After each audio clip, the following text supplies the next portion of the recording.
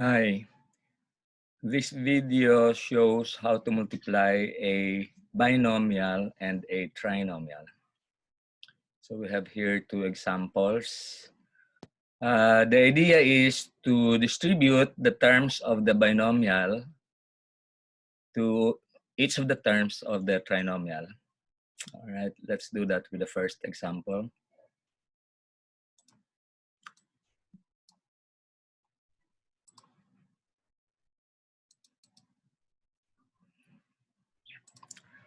All right, let's see.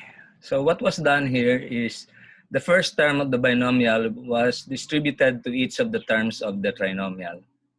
So x times x squared is x cubed, x times 3x is 3x squared, x times 1 is x. And then the second term is distributed to each of the three terms of the trinomial. 5 times x squared equals 5x squared. 5 times 3x is 15x, and 5 times 1 is 5. So that was the first thing done. Now, you'll observe that there are some like terms, meaning they have the same variables raised to the same exponents. We can combine those. All right, let's combine this x squared with the x squared here. All right, so 3x squared plus 5x squared becomes 8x squared. We can also combine the x's.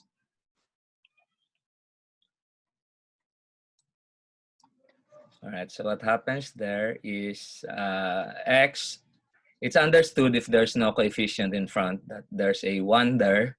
So 1 plus 15 is 16, and then you just copy the common variable, which is x. Now let's see if this is arranged in its simple form. Remember, simple form means the powers are arranged from highest to lowest with respect to one variable. All right, let's check that. This is x cubed, x squared, x. If there's no x, that means it's x raised to the 0 power. So this is already expressed in simple form relative to the variable x. Now let's try the second example here.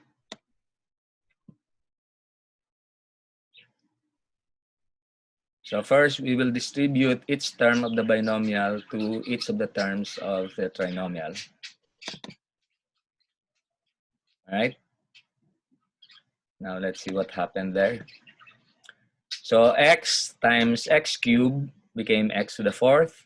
X times x squared became x cubed. X times negative 4 is negative 4x.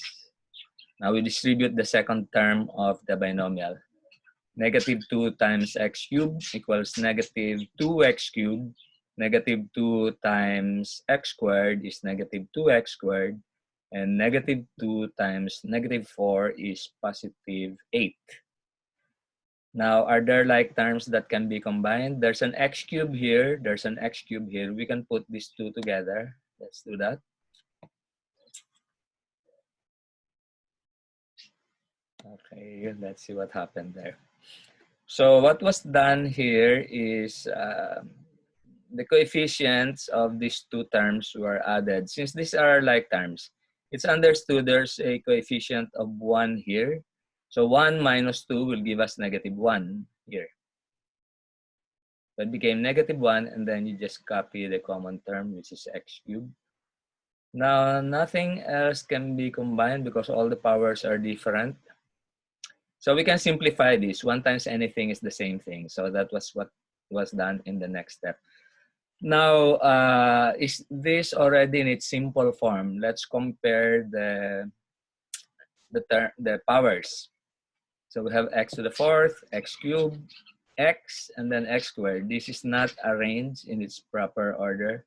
Let's apply the commutative property so that it will be arranged in decreasing order.